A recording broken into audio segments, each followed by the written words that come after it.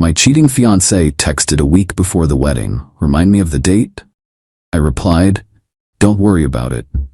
Then I canceled the wedding and used the deposit for a freedom party. Minutes later, her father was screaming on the phone after her card was declined.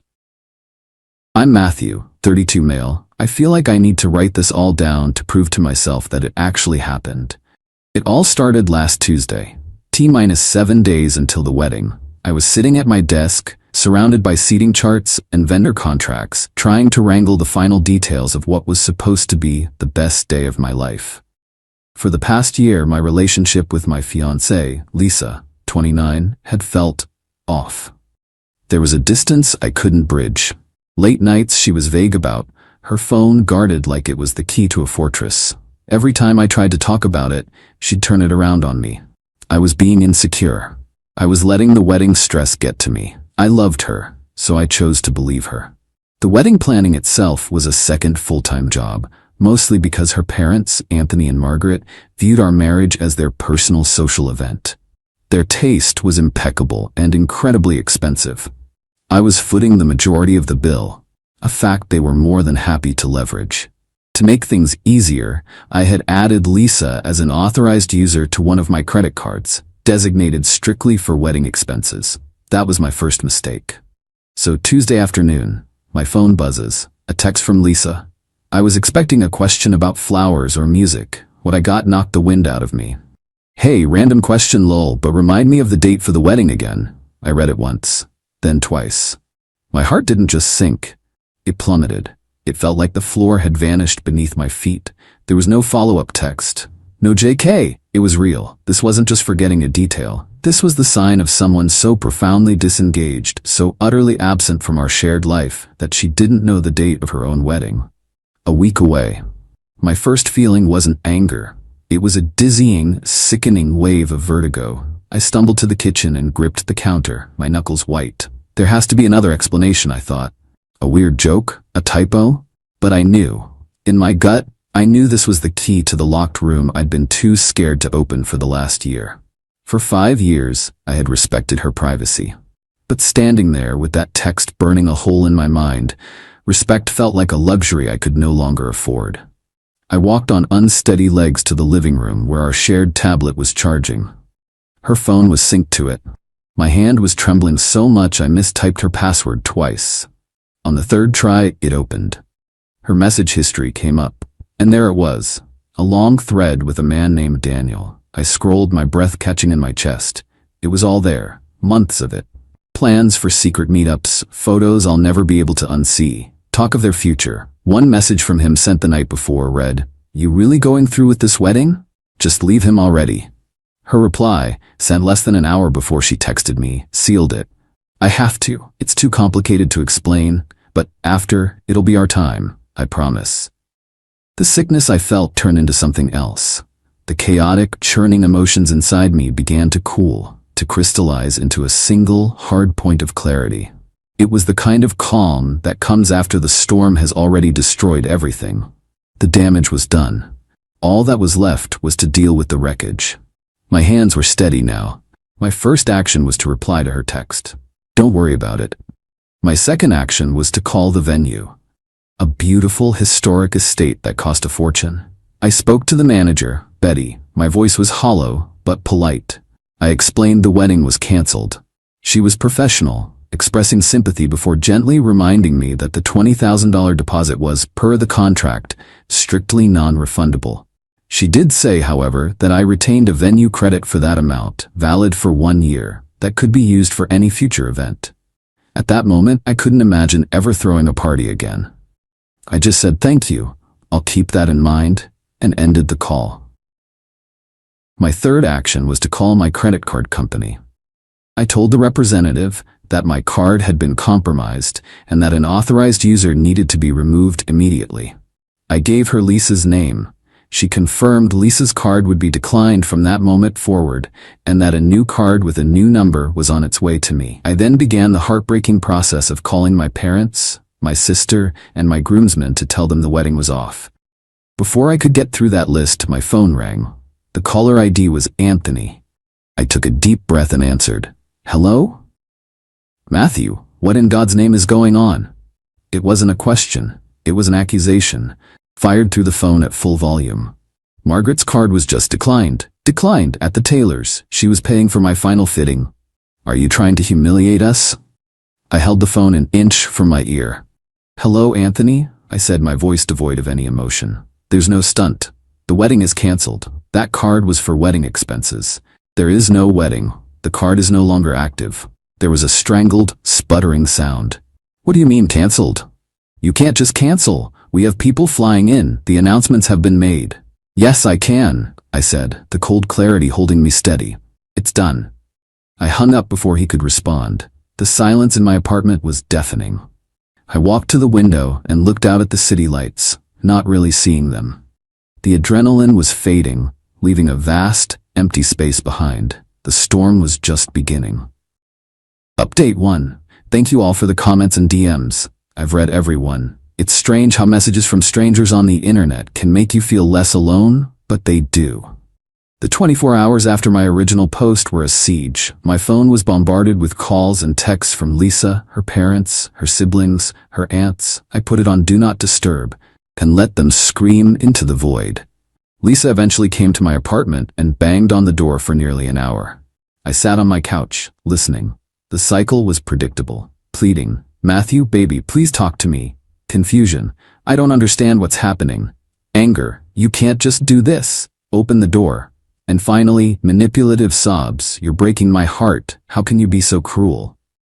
Later, a long email from Margaret arrived. It was a masterclass in narcissistic rage disguised as maternal concern. It detailed the immense humiliation I was causing their family, the significant emotional distress I was putting Lisa through, and the colossal financial inconvenience of it all. The final paragraph read, I don't know what's gotten into you, Matthew, but this selfish tantrum has gone on long enough. You are a grown man. You need to fix what you broke, and you need to do it now. Our family's reputation is on the line. My selfish tantrum. That's when I knew they were launching a PR campaign. This was confirmed when my sister Sandra called.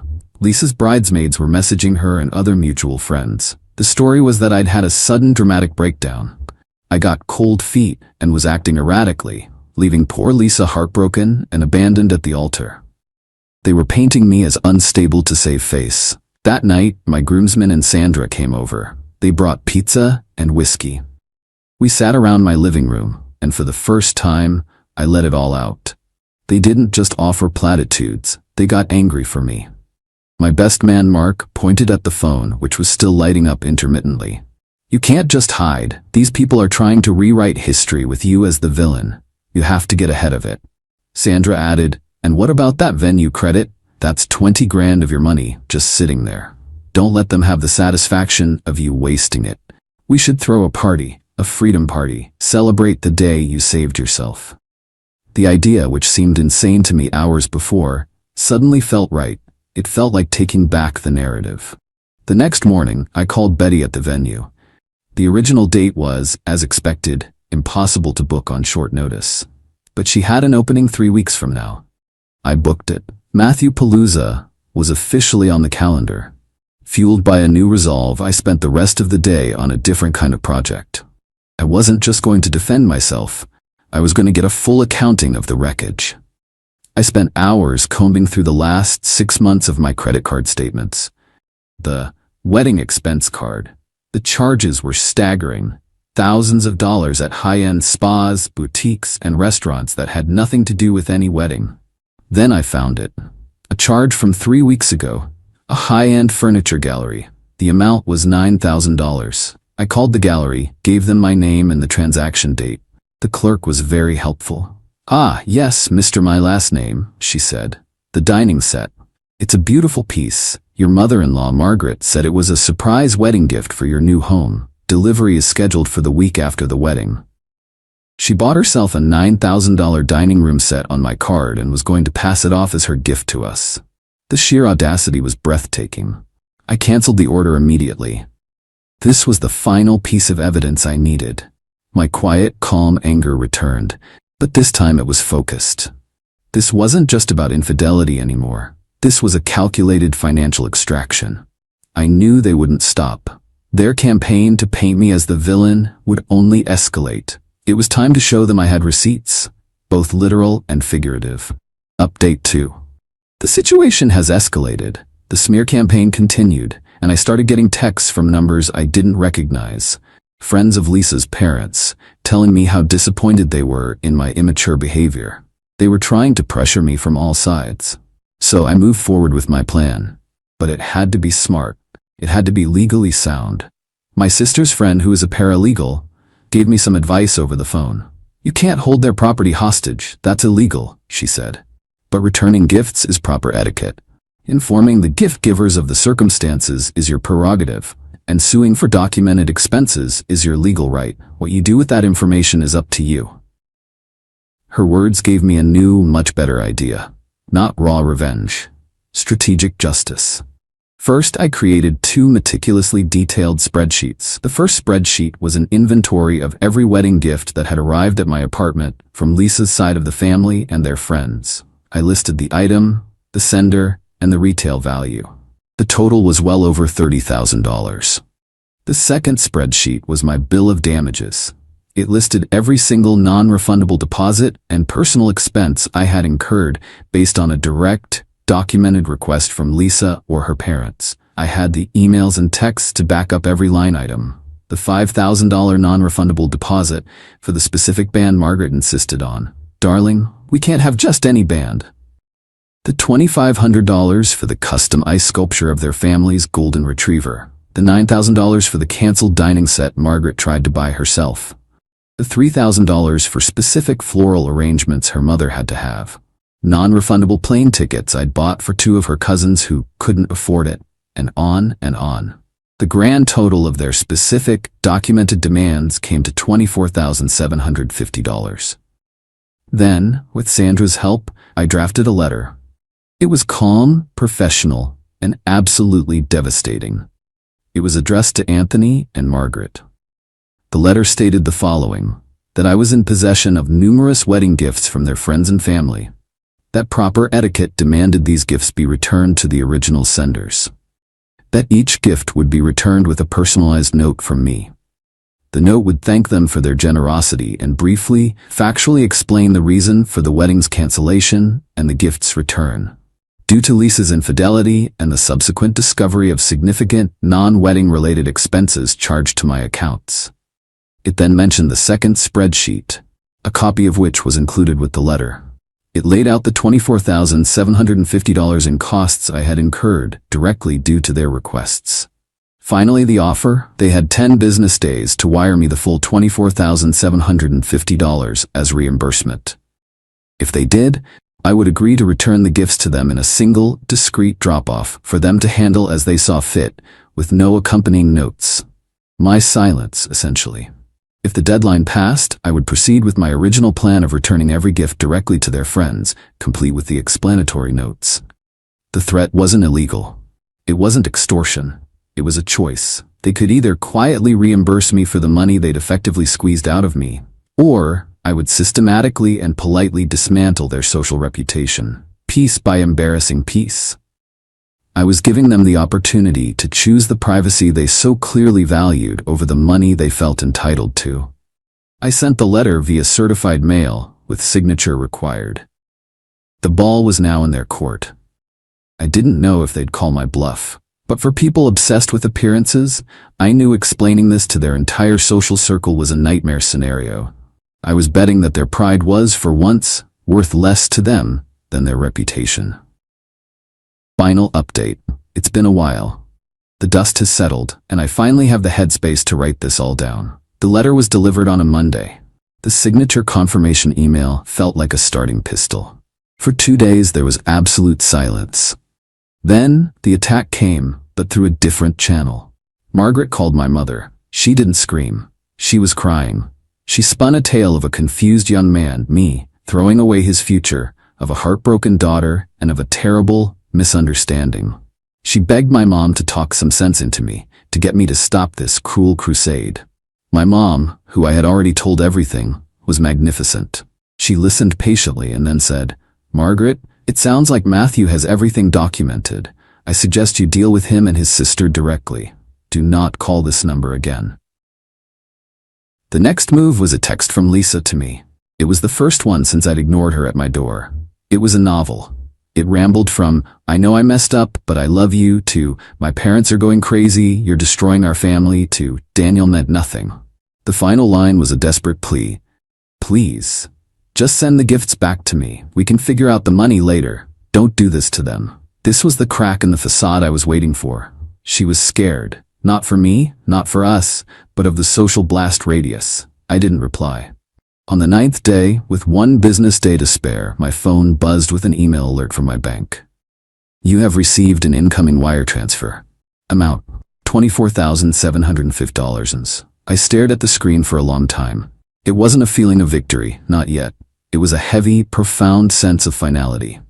They had paid for my silence. They chose reputation over pride.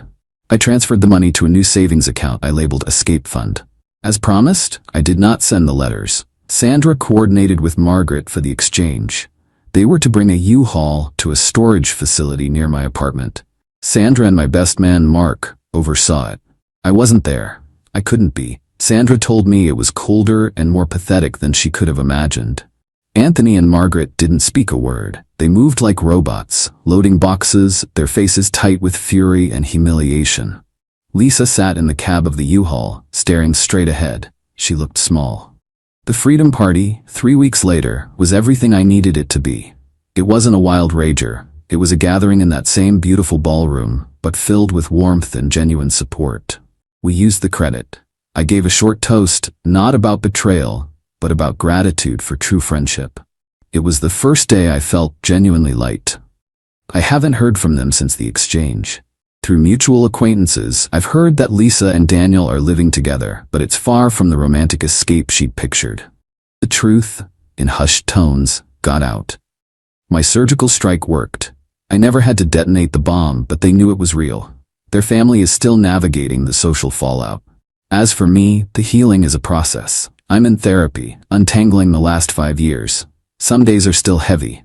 But I took the Escape Fund and booked a 2-week trip to a place with mountains and no cell service. I needed to stand on solid rock for a while. The experience taught me a hard lesson about listening to my gut, and that sometimes the most satisfying justice isn't loud and explosive, but quiet, precise, and documented. I'm scarred, but I'm free. And I'm finally, truly, okay. Thank you all for being a part of this bizarre chapter. It's time to close this account and start the next one.